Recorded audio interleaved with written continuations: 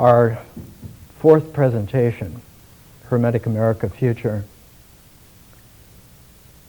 And what we're exploring is a new form of inquiry that does not proceed like argumentative lines of an Aristotelian past, but of a spiraling and a double spiraling paired circumspection, which was more characteristic of wisdom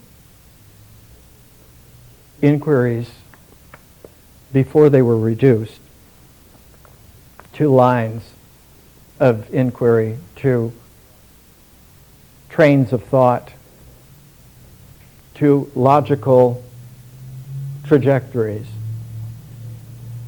which have their own mechanical way of filtering through a faulty distribution the actuality of events and the resonant expansion of participants in events who are transformative in their own right.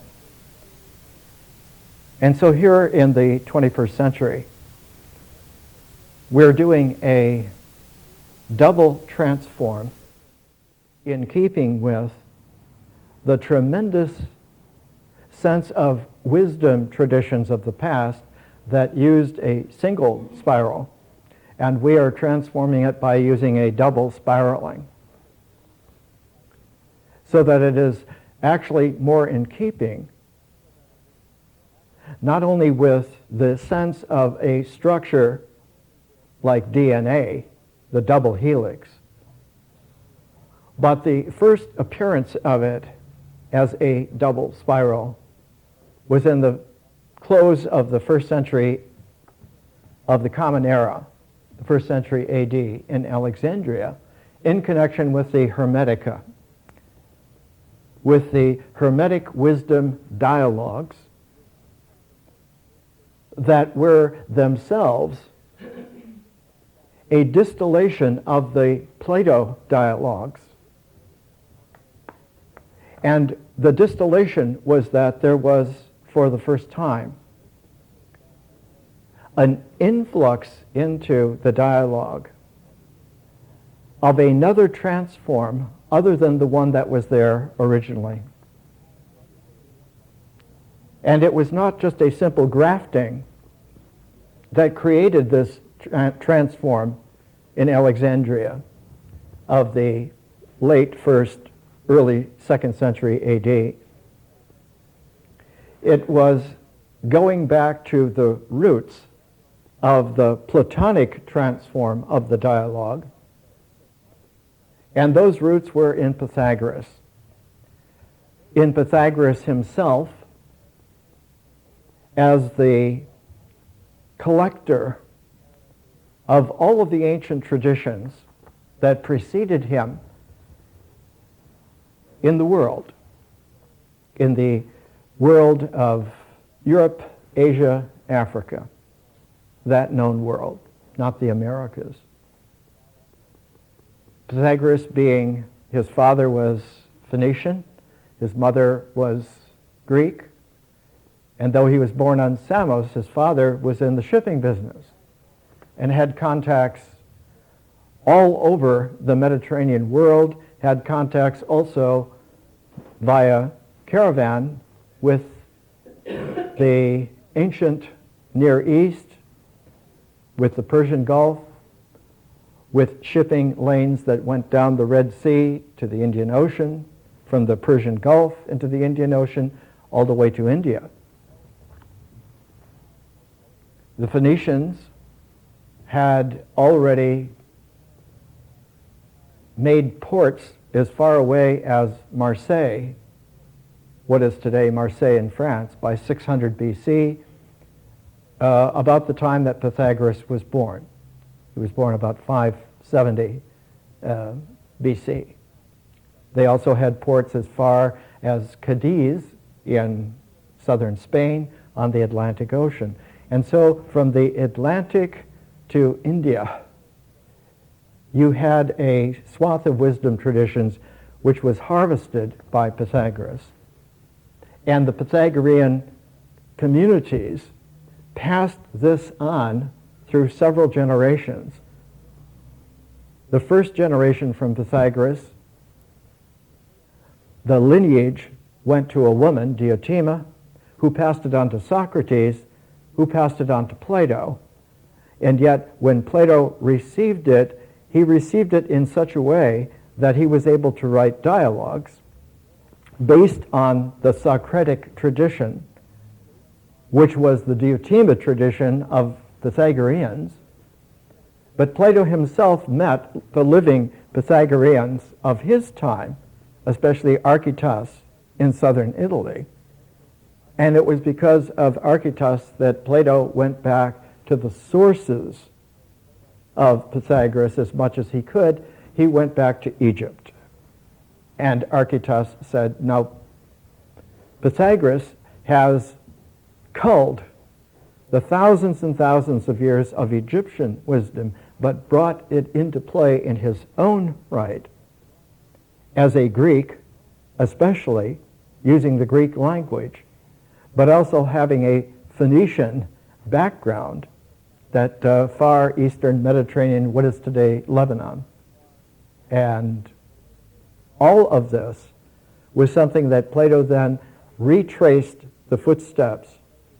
And this was the beginning of a wisdom tradition in the West, which we follow to this time.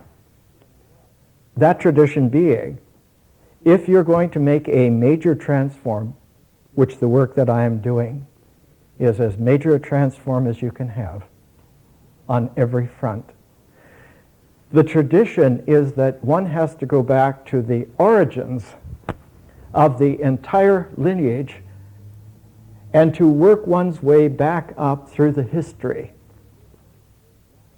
And what we're looking at today especially is that Hermetic America future has been one of the shining beacons of a new ecology of consciousness coming to fruition, especially in the late 19th and the 20th century, and now in the 21st century. I'm presenting a further finer, a refined distillation to make a new transform that will be able to serve for at least the next 200 years, 300 years. We're looking especially today at someone who went back to the origins in his own right because he was born into the great patrician family of American history, into the Adams family. And we have seen that recently the HBO series on John Adams, which has been so successful and is out now on DVDs. Not only was John Adams a great founding father, he had a tradition that the children, he was from the Boston area, the children were always included in the actuality of life, of what was going on. They were not sheltered or shielded. And his prize son, John Adams' prize son, was John Quincy Adams. He was born in the Braintree parish of Boston, which later became the suburb of Quincy, Massachusetts. And the Adams family home is there in Quincy, Massachusetts. It's a suburb of Boston, much like Pasadena is a suburb of Los Angeles. If one takes US 93 across the Charles River into central Boston and down through central Boston, you go on 93 into Quincy, Massachusetts, and you get off on the exit of Adams Boulevard. And you take Adams Boulevard and you will get to the Adams family house, a national shrine. If you go back from 93, back up through central Boston and go across the Charles River, the first thing that you come to is Bunker Hill.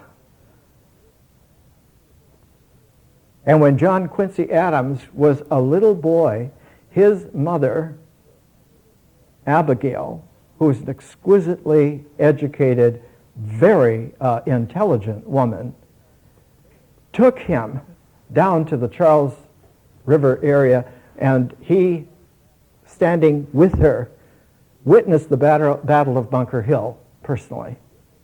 But it was with his mother, not with his father, because his father was already busy with revolutionary activities with all the other founding fathers in the Philadelphia area.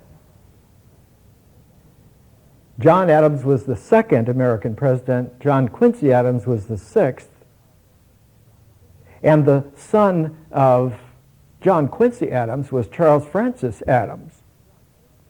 And Charles Francis Adams, among other very distinguished things, was Abraham Lincoln's ambassador to Britain during the Civil War. But he also edited the great diary that John Quincy Adams, his father, kept, and published it finally in 12 volumes in the 1870s, middle 1870s.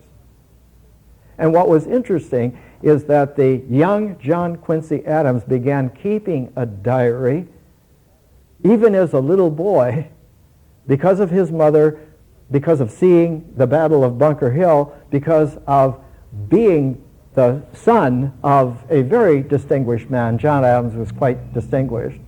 And he kept that diary for 60 years. And an excerpt of it, the Diary of John Quincy Adams, was published by Allen Nevins, a great American historian, and it was published in 1928. It's excerpts of the diary from 1794 to 1845. By the way, this is a copy that was given by Allen Nevins to somebody in 1928, and I have the signed copy.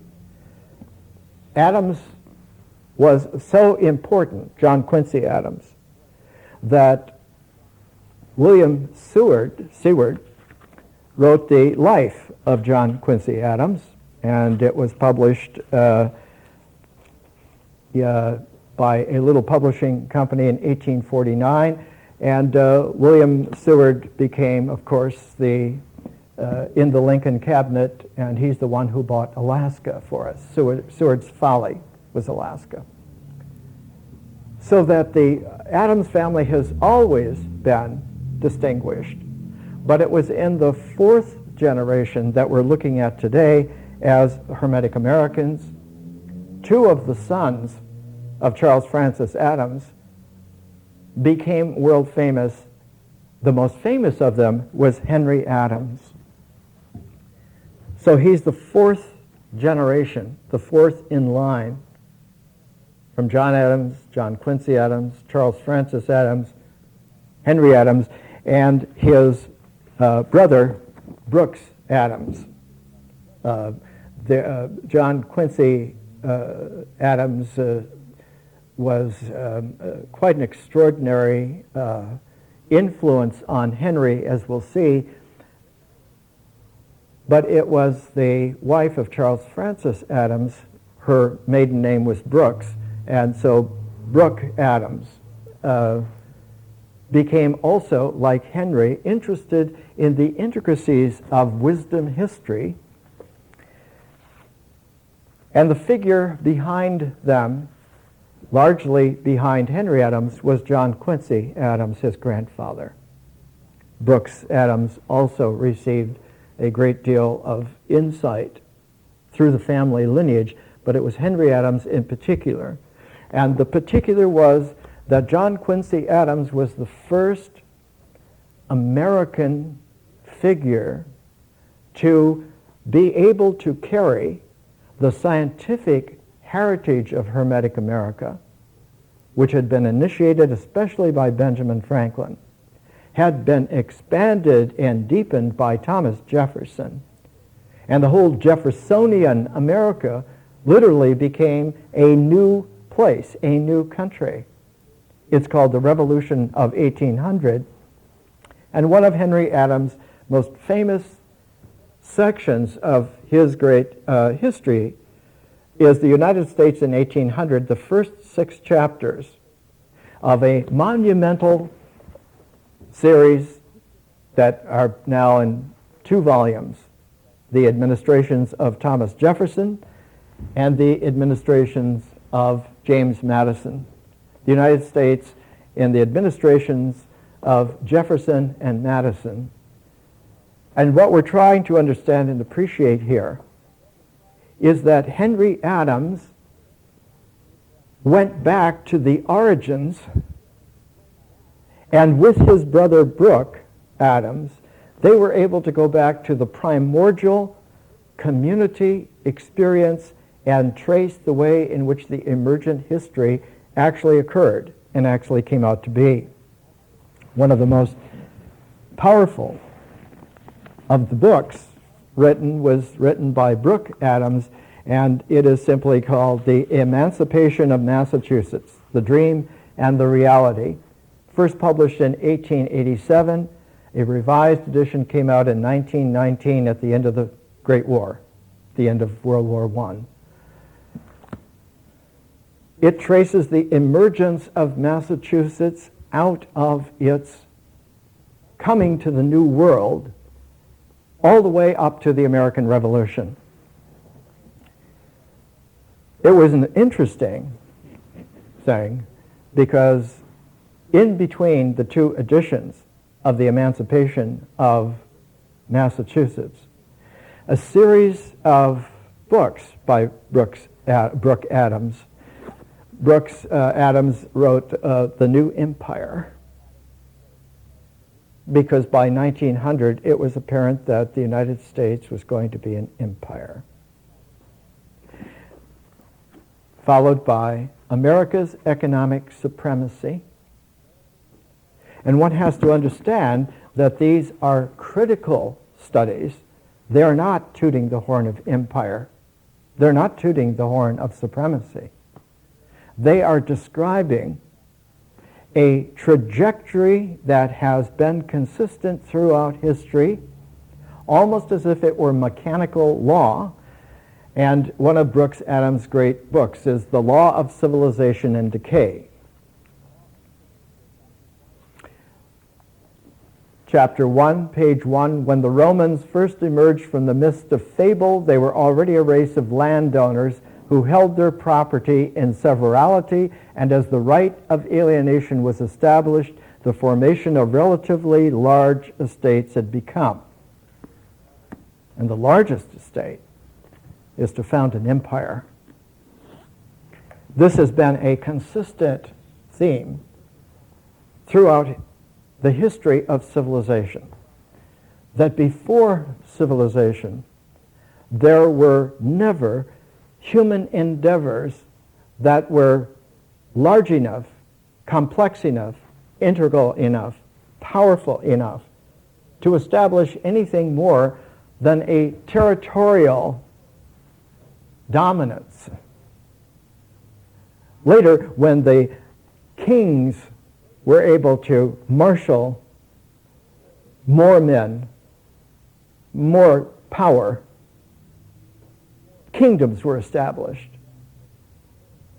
And finally, when it was possible to marshal millions of human beings, hundreds of thousands of fighting men arranged in legions, you had the birth of empires.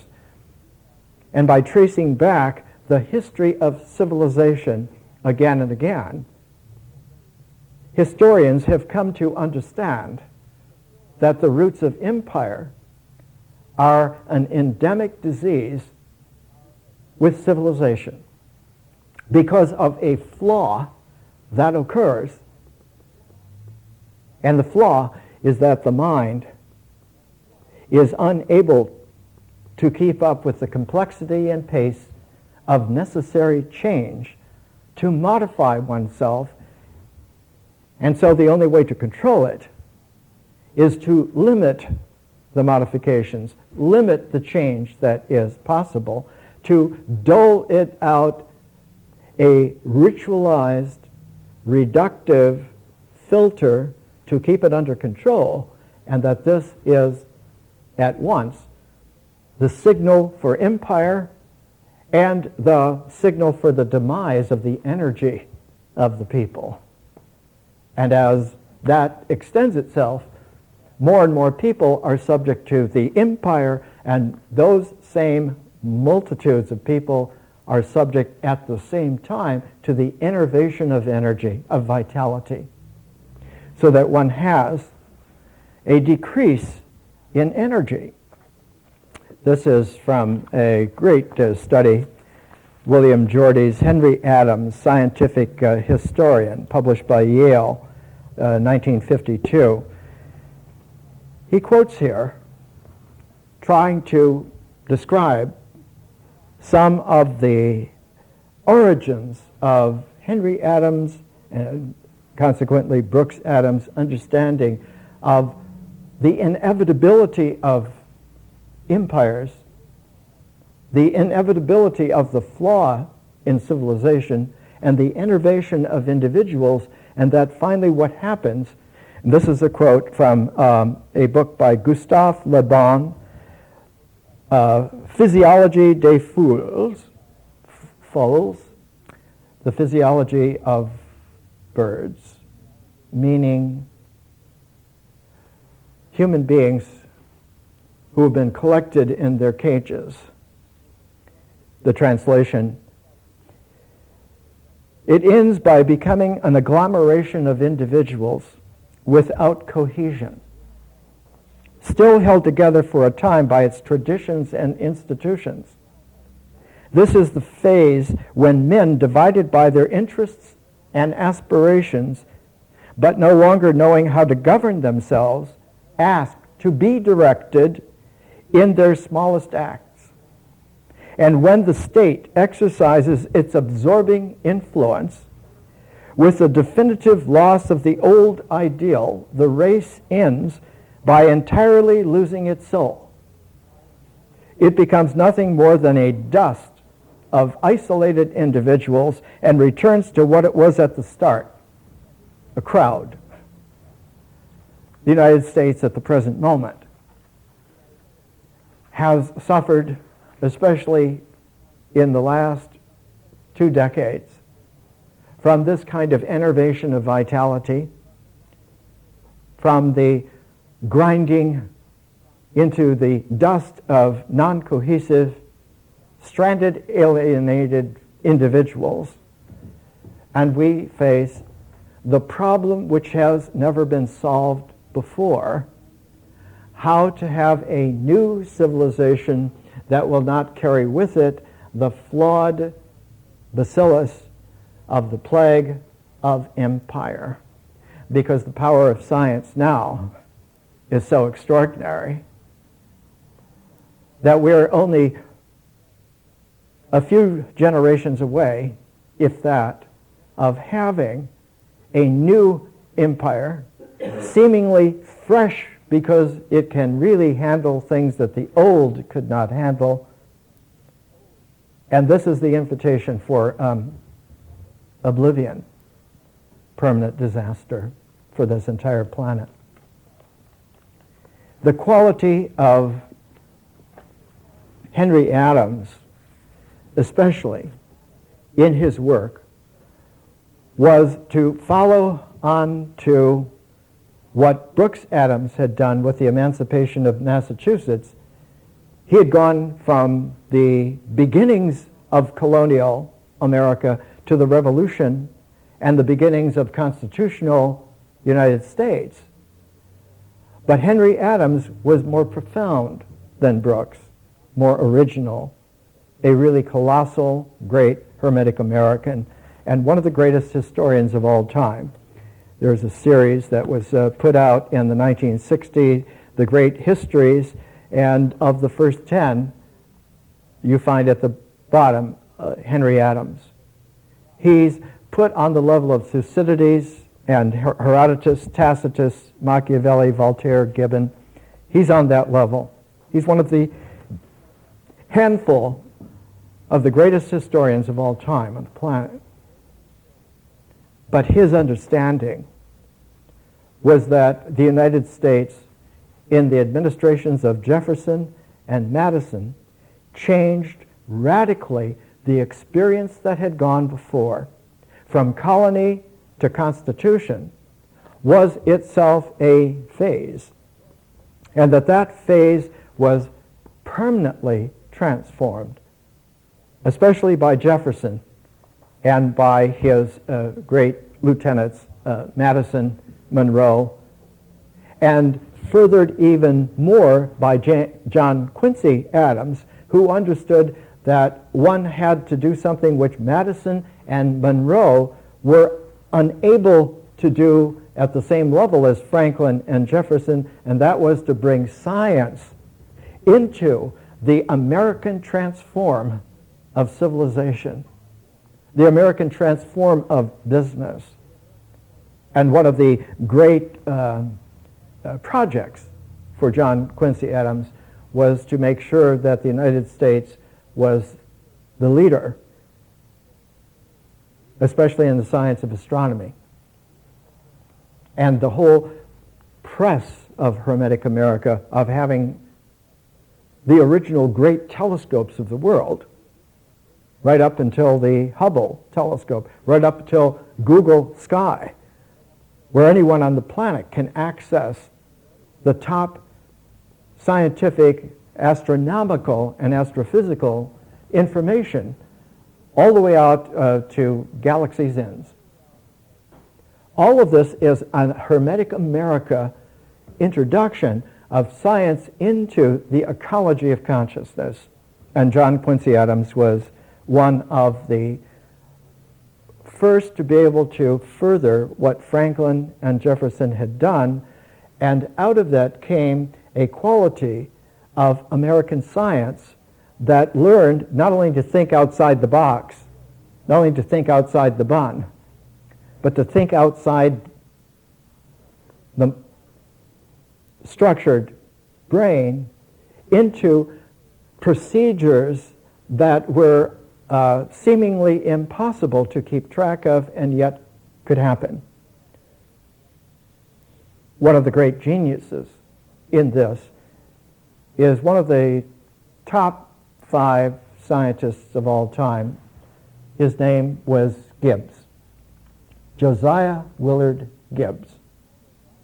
He was born in New Haven, near the Yale campus. He lived his whole life in New Haven, never married. He lived, his 2 sisters inherited the house from the parents who died early, and he ended up teaching at Yale and walking from his sister's house, and he passed his way for 64 years this way, almost like an Emily Dickinson in Amherst, Massachusetts, just a little after her time. He died in 1903. Gibbs is world famous for making an application of the sophisticated mathematics that is characterized in Maxwell's treatises on electromagnetism, and applying it to chemistry, applying it to physics, applying it to materia and matter, especially applying it to the different phases of matter, solid, liquid, gas, and eventually it was later in the 20th century applied to plasma as well. But it was the application to gas that got the attention of Henry Adams, that there are fundamental universal rules and phases to reality, to existentials, to materia. that are there in the atoms, they're there in the molecules, they're there in the elements, and that these rules can be understood mathematically thanks to someone like a J. Willard Gibbs. But to take that mathematical understanding and to apply it to social conditions, to apply it to human beings in their political structures, but especially to apply it to the movement of history and the qualities of consciousness and the qualities of structure in the mind. When he went back to the administration of Thomas Jefferson, he understood that the election in 1800 was an epochal change, but that it took a couple of years for that epochal change to find an avenue of expression, and the avenue of expression that exemplified it most was the Louisiana Purchase. He writes, if President Jefferson and Secretary Madison, who wrote the resolutions of 1798, acquiesced in 1803 in a course of conduct which, as Jefferson believed, made blank paper of the Constitution.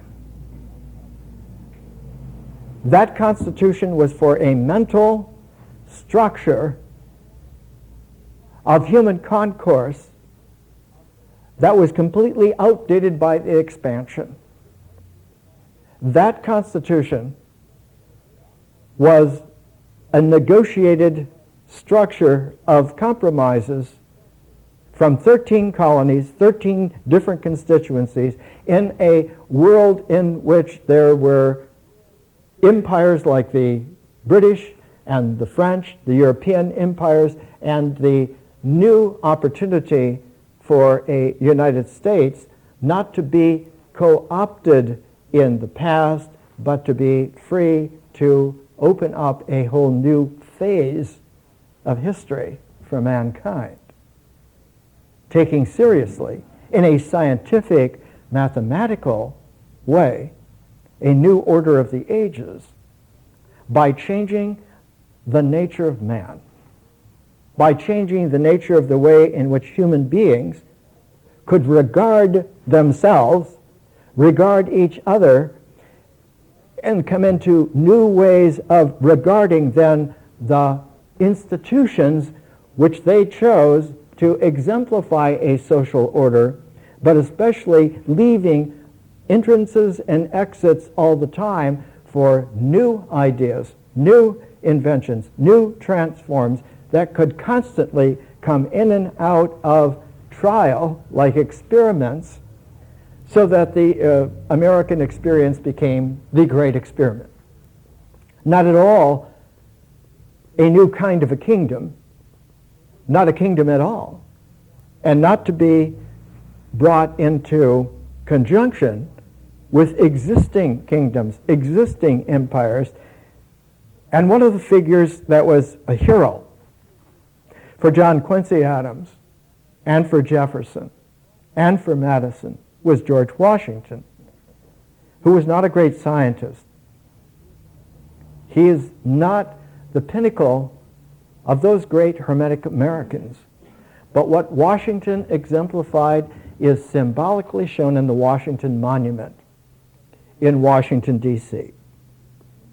It is an Egyptian obelisk of enormous dimensions, 300-some feet, whose reflection in the pool points directly at the White House. That this ancient wisdom obelisk and its pointing reflection indicate that the center of the United States, in terms of its transformative history, is there in the presidency, is there in the White House, and extends itself like an ordered geometrical matrix all through Washington, D.C.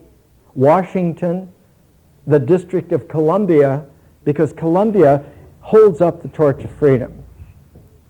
Washington, District of Columbia, is pairing the man, the masculine, and the feminine together as a tuning fork, so that Washington, D.C. is not a political location, it is a hermetic designation for the harmonic tuning of a people to a new kind of history. And not to understand that is to fall into the woe of the ages, because Adams goes on to write about the Congress at the time of the Louisiana Purchase. Both the Senate and the House, the Southern Republicans of the Virginia School held supremacy. Their power was so absolute as to admit no contest. They were at the flood of that tide which had set in 3 years before, 1800. In the Senate, they controlled 25 votes against 9. In the House, 102 against 39. Virginia ruled the United States, and the Republicans of 1798 ruled Virginia. The ideal moment of Republican principles had arrived. This moment was big with the fate of theories. Other debates of more practical importance may have frequently occurred, for in truth, whatever the decision of Congress might have been, it would in no case have affected the result that Louisiana was to enter the Union. And this inevitable result overshadowed all theory.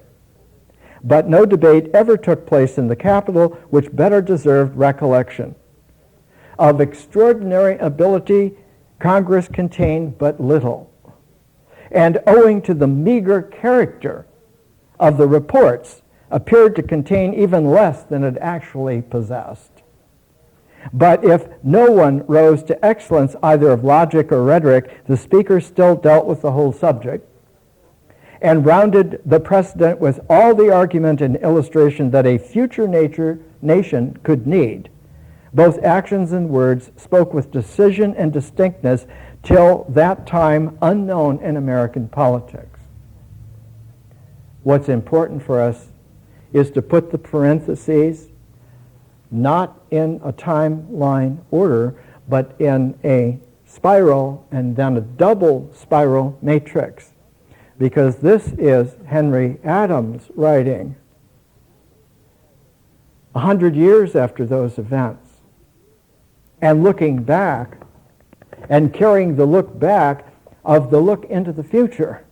Because by that time, he had realized that the rule of phase applied to history meant that time itself was running out. And when we come back from the break, we'll see. He came up with 2 dates when the energy of the United States would run out and we would be a dust of isolated individuals. The first date was 1921. The second date was 2025.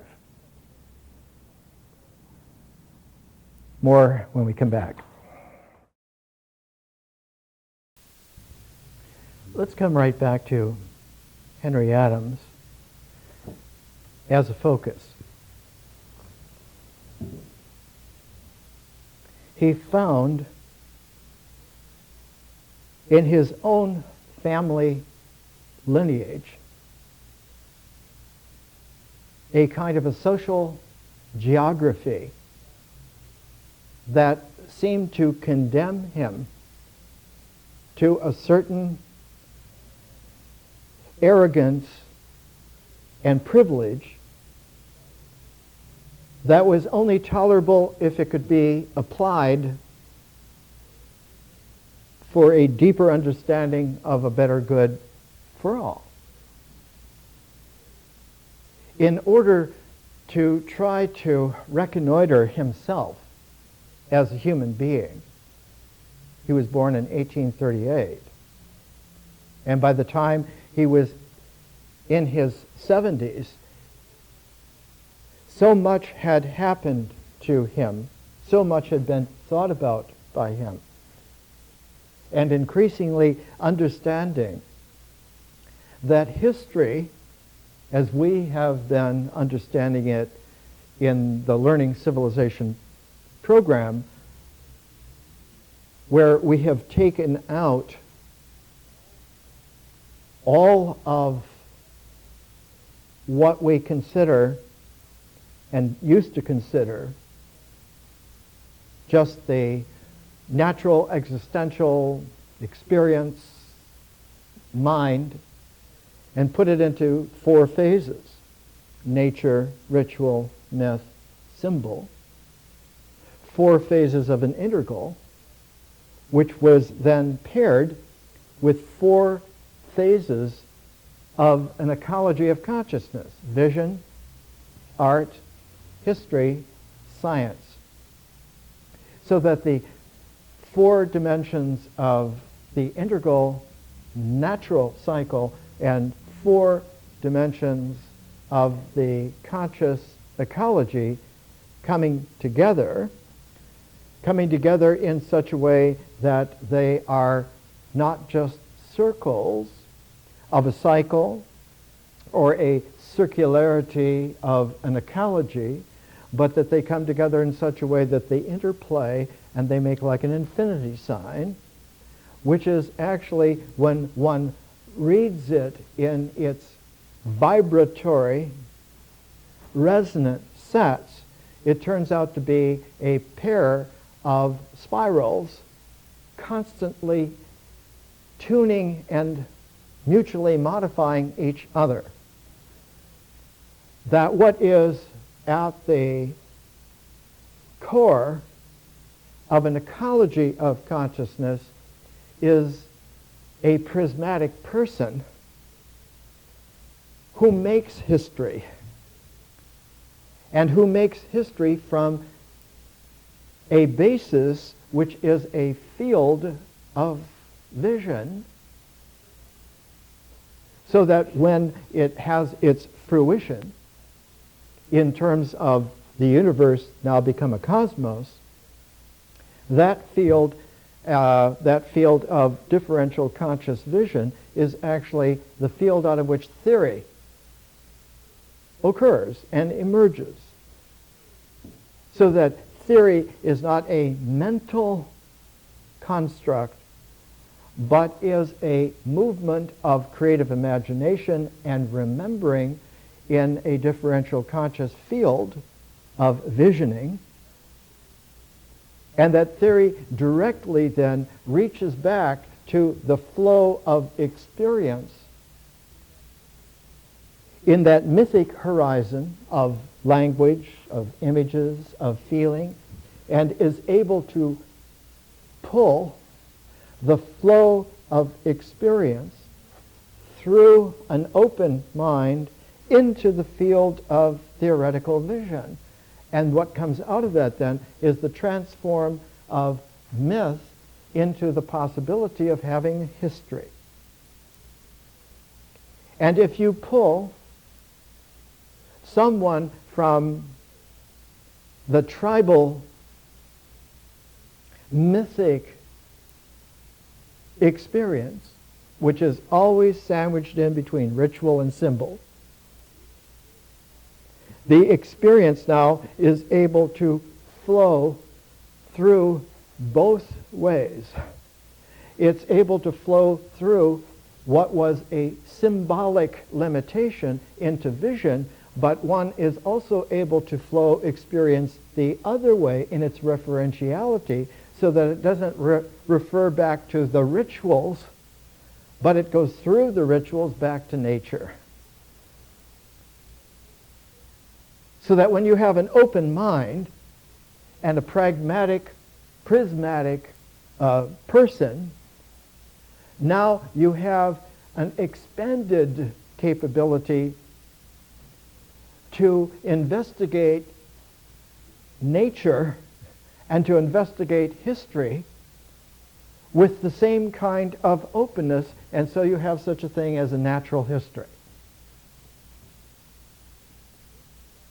And the employ of natural history like this received a spectrum, a constellation of incredible refinement. Early in Hermetic America, early in the 19th century, and those Hermetic Americans we've already talked about somewhat, Emerson, Thoreau, Margaret Fuller, the transcendentalists, who were able to look at nature and history, nature as a field of integral, history as a kaleidoscopic flow of consciousness, and to see that the big difference that transformed was from an isolated individuality that needed to depend upon a frozen, trustworthy, stable mental structure whose referentiality was a stable, frozen ritual action cycle, materia being specified and limited to preserve the stability. And that if experience then, which is that mythic horizon where images and feelings and language come in terms of how you are shaped by the limitation of your symbolic thought, shaped by the limitation of your ritual actions and your ritual things, and whatever shape they take, experience will, just like water, fill that shape, but will not go beyond them, does not go beyond them. And because it does not go beyond them, it tends after a while to become stinky and dank. It tends to become trapped. And in being trapped, its own nature to flow is backed up, and it becomes stagnant. And that stagnant experience, with all of its images, all of its feelings, the desperate feelings, the neurotic imagery, the language of complaint and self-pity, and qualities then that only become exacerbated. If one can release those waters, release that stream of experience, so that it can refresh itself by going back into nature and inspire itself by going forward into a visionary possibility, all of that is precarious until there is a prismatic art of the person who matures what the possibilities of experience were in the character. The individuality is a mental construct. The ego is the stable construct of one's idea of individuality, one's identity, in terms of that idea having a referentiality to this is my body, these are the things I do. That's your body. Those are the things that you do. If we share enough, then we have somewhat identical capabilities and we're okay together. Those others are different. They're not okay to be together with. But each tribe, each group, each kingdom, each country, each nationality, each race, each,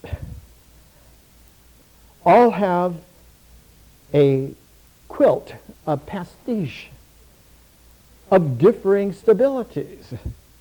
And so as you expand, they have to all be overcome by a steamrollering, ironing out power, so that what replaces what your tribe, what your race, what your group, what your kingdom were doing are now replaced. It's all ironed out, and we can all get along together because the state has its superiority. And so the integral mentality eventually always percolates up to that dead end, to the tyranny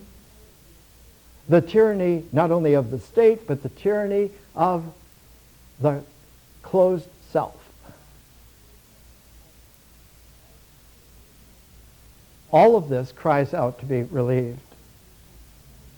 But what happens, and what did happen, as the 19th century went on, it became possible through the development of theories and of science to find a language which was not tied to experience, not tied to imagery, not tied to feeling. A language which was abstract, and that was the language of mathematics, which became the universal language of the sciences.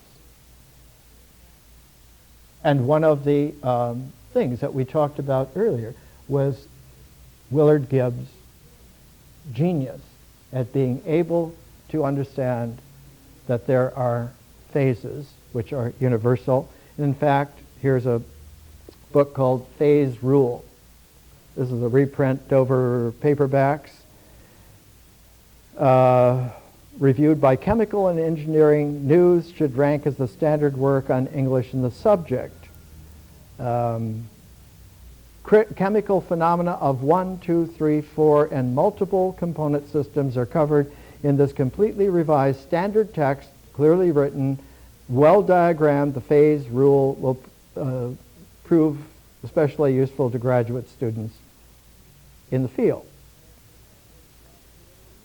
Henry Adams was the first great historian to understand that this could be applied, and he wrote a series of philosophic works beginning with The Tendency of History in 1894,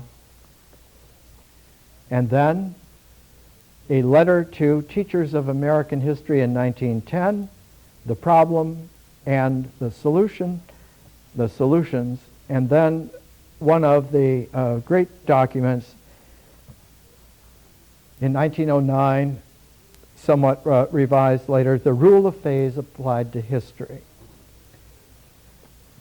That it is a scientific mathematical application, that there are phases that when they are complete, they lead to the next phase. And that when that phase is complete, it leads to the next phase, that this is a universal way in which could be applied to us if we could take the language of mathematics and apply it to history. Apply it so that we who are applying it are understanding who we are, so that when we apply this universal understanding of the phase rule of history, we're able to read out the patterns of the past and see it in terms of where it is at the present we are, and where it is that we're going, and at what phases we have achieved where it is that we are at, and what the next phases will be, and when. Because it's mathematical. And it goes by the principle of squares, least squares, square roots, and that each succeeding phase is determined by a time form limitation, and the following phase is a square root of that, and the following phase of that is the square root of that, and it leads to a culmination which is built in the universe, because all matter is observable and expressible mathematically to behave this way. It does this. It does this automatically. And that it is like a whirlpool of underlying forces in dynamics that can be stayed or shifted a little bit, but by and large, the record shows that it plays itself out. So this is from Henry Adams, the rule of phase applied to history. These philosophic writings of Henry Adams were collected together by his brother Brooks Adams and published in 1919. Adams had predicted the outbreak of the Great War a couple of years before it happened, and he predicted exactly how it would start, the extent of it, what would happen, and that it would signal the end of a certain phase and the initiation of a final phase, and that final phase would last a very short while, just a matter of a couple of years, or if one had an expansion of the historical time form, it could be extended as much as a little bit over another century, but that would be the farthest extent that one could go. The final phase is called the ethereal phase.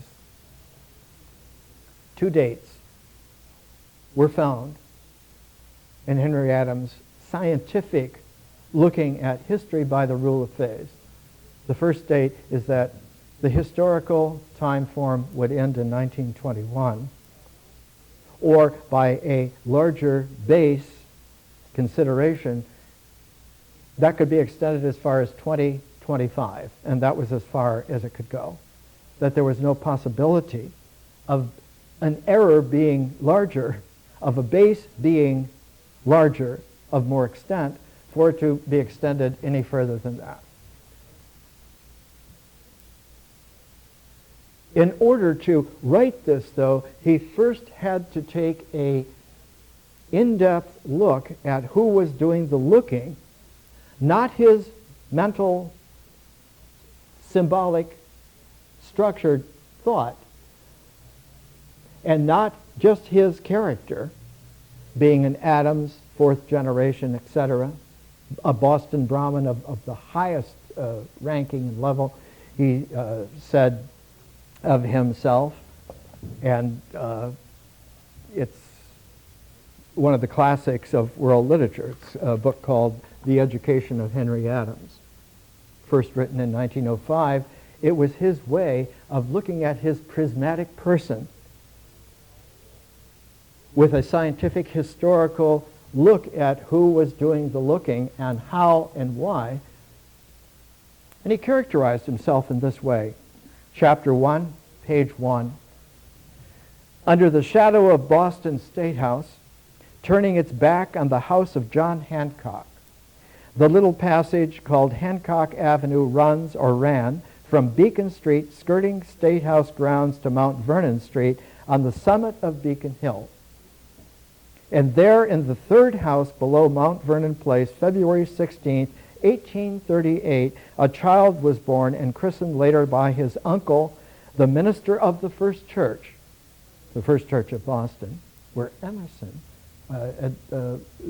sermonized at the Second Church. After the tenets of Boston Unitarianism, he was christened as Henry Brooks Adams. Had he been born in Jerusalem, under the shadow of the temple, and circumcised in the synagogue by his uncle the high priest, under the name of Israel Cohen, he would scarcely have been more distinctively branded and not much more heavily handicapped in the races of the coming century and running for such stakes as the century was to offer. But on the other hand, the ordinary traveler who does not enter the field of racing finds advantage in being, so to speak, ticketed through life with the safeguards of an old established traffic. Safeguards are frequently irksome, but sometimes convenient. If one needs them at all, one is apt to need them badly. And so that's how it began.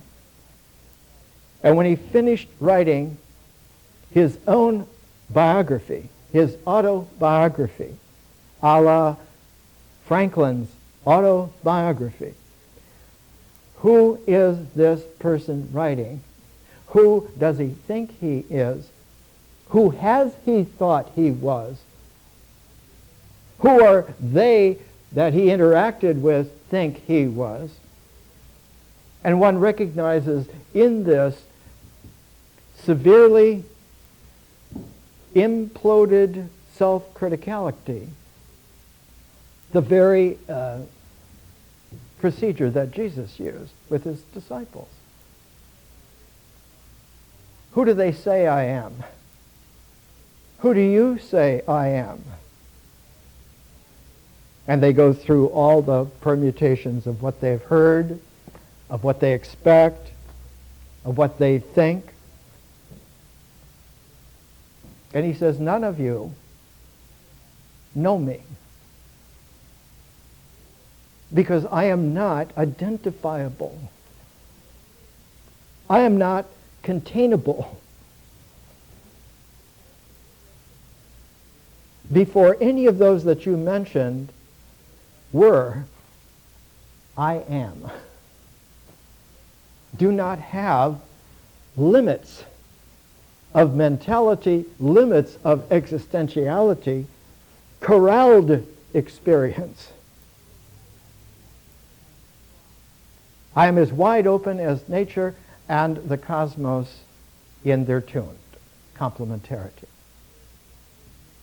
This is a quality that the original Hermetica, coming at the end of the 1st century AD in Alexandria, was at the same time echoed in a broad harmonic in several other places across the swath of the civilized world at the time, from Ireland to India.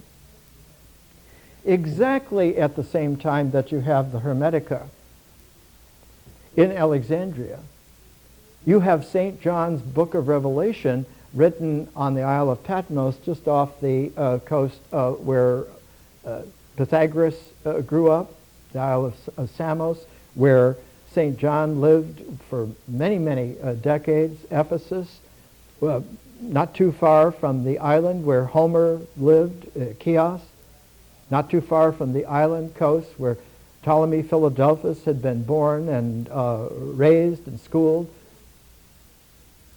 Exactly at the same time that you get St. John writing the Book of Revelation, the Apocalypse, and the Hermetica in Alexandria, in India you have the beginnings of the Mahayana. Asvaghosha's The Awakening of Faith in the Mahayana. In Sanskrit, faith is Shraddha. And Shraddhapada is the way of faith. And the Mahayana is the great way, the great wisdom way. Later on in Alexandria, the book that would echo the developing Mahayana, the awakening of faith in the Mahayana, would be the book of faith wisdom, the Pistis Sophia. So that you had in India, you had in the Greek Aegean, you had in Alexandria, and you had all the way over in Britain at the same time, at the end of the 1st century AD, exactly at the same time, the beginning of the seeds that became the Arthurian wisdom ethos, with the caveat that the secret hidden tab to reveal the whole mysterious matrix of it was the Grail. And once one can understand the Grail tab in the Arthurian ethos of Celtic wisdom from that time for the next 2,000 years, One opens up from Ireland to India, from the reaches into the Black Sea, down into the Central African Lake Victoria. That whole swath of the world becomes resonant as a set, as a harmonic, which happens all at the same time, roughly from 90 AD to about 110 AD, in that generation, that 20 years. The focus of that is the last call of those who understood what Jesus had done and who he was in his actuality. An infinite capability of spectrum upon spectrum of spiritual person, as many stars as there are, not only in this sky, we can only see about 6,000 from this particular planet. There are a couple of trillion stars in the Milky Way galaxy, and there are a couple of trillion galaxies. There are more stars than there are sands in the Ganges. Each star system has its own kind of geography of possibility of life, and that entire expanding infinite cosmos is like a fertile field for the folk of that scale and that depth and that capability. What got to Henry Adams and Brooks Adams and a number of Hermetic Americans all about the same time, about the turn of the century, around 1900, leading up to 1919, was a two-edged sword. One of the edges was we have to find a way with our industriousness and our ability to go more refined than plans have ever been, and to cut through those things that would hinder us and limit us. And it was in Hermetic America developed as the progressive movement. And the star figure of that movement at the time was Theodore Roosevelt, TR. But that same sword cuts the other way, because the other way is not only is there a progressive movement for the United States to cut through, but in its learning to wield such a powerful sword, it establishes itself as the new empire. The American empire of taking over the Philippines, of taking over Cuba, of taking over increasingly the ability to commandeer and to take away from France, to take away from England, to take away from Germany, to take away from Europe, the center of Western civilization, so that it moves across the Atlantic to places like New York, places like Washington, D.C., like Boston, like Chicago, like Philadelphia, that the American century is a moving of the center of that civilization so that the empire falls to us. And we need to speak softly and carry a big stick, but also to have the best sword that there is for this. This is a great difficulty, and Henry Adams and the Hermetic American especially, we're going to focus on next week, Thorstein Veblen in sociology.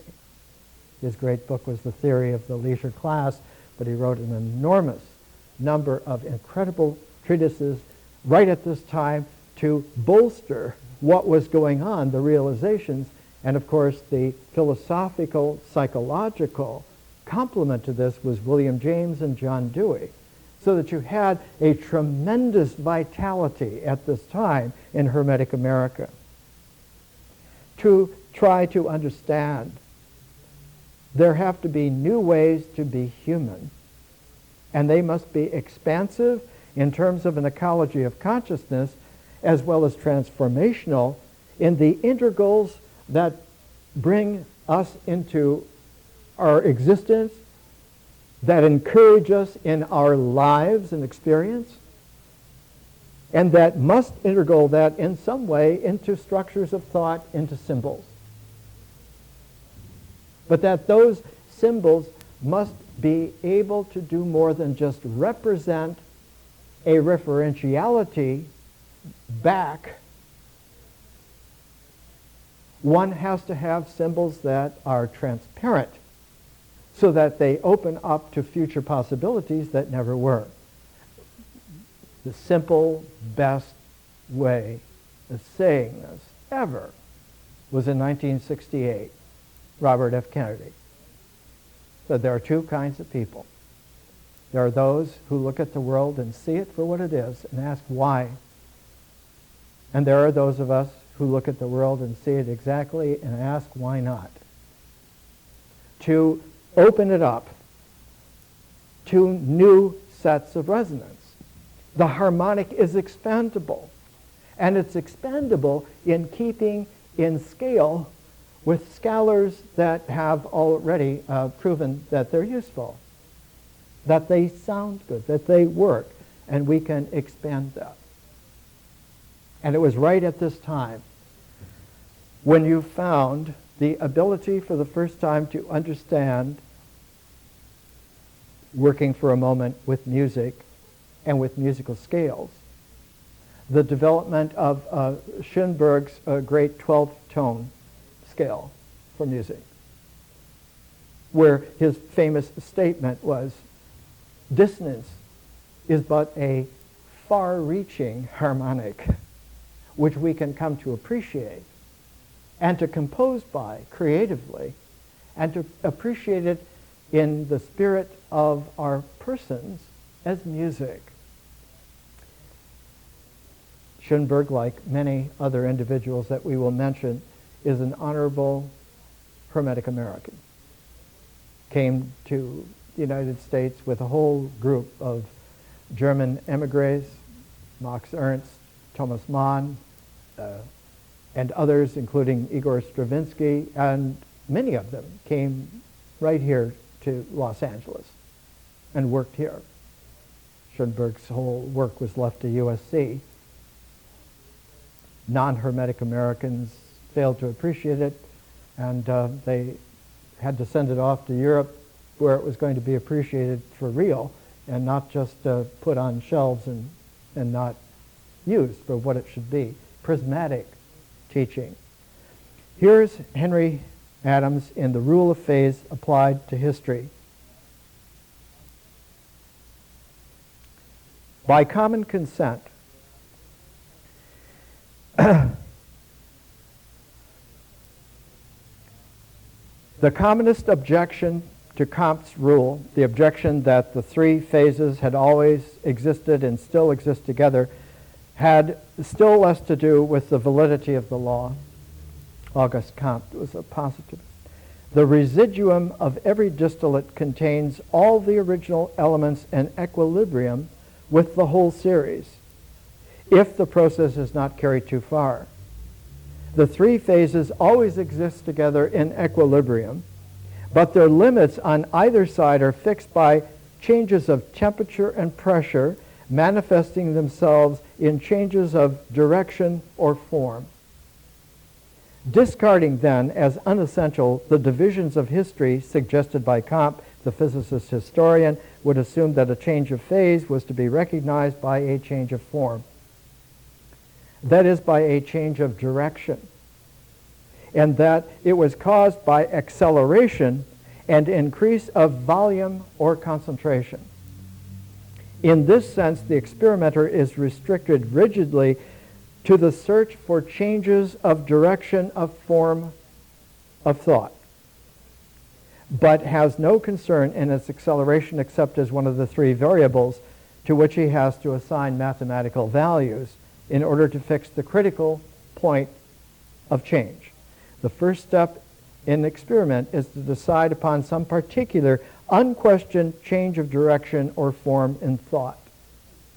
And then he goes on from there to talk about the Renaissance. But his larger scalar was Western civilization And one of the aspects of it that he found was that it had its cycle, which was almost running out. And that by computing back scientifically, he found the fulcrum of its apex when it was the healthiest in the strongest stable equilibrium.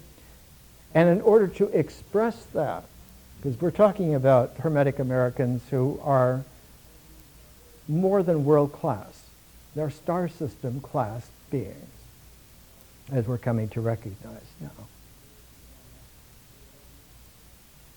He wrote of two great architectural monuments, Chartres Cathedral and Mont Saint-Michel Monastery off the coast of France. He said this was the pinnacle of Western Christian civilization back in the 1100s.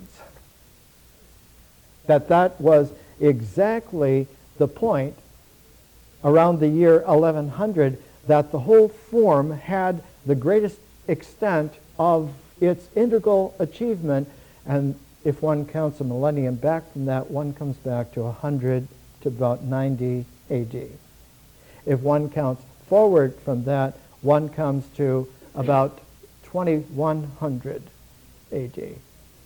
And in between that, then, is the entire time form that is possible from that civilization that has shown its phases already, compared to other civilizations that have shown their phases already, and the greatest extent as a form of time and of mind that Western Christendom could hope to have at the extreme would be the year 2100. But through the modification of the phase changes and the sudden change of direction and acceleration, it was shrunk down to 1921 or to 2025. And that literally the dynamic energy of this time-form civilization would be exhausted, and that the qualities that would be available for inspection is the dust of granulated individuals who have no cohesion whatsoever. We'll talk about a Hermetic American, honorable Hermetic American sociologist, Petram Sorokin, who characterized it very simply in a list of the way in which the civilization will degrade itself. He said, the last image will tell you when you see Rembrandt paintings on beer cans. It will all be over. More next week.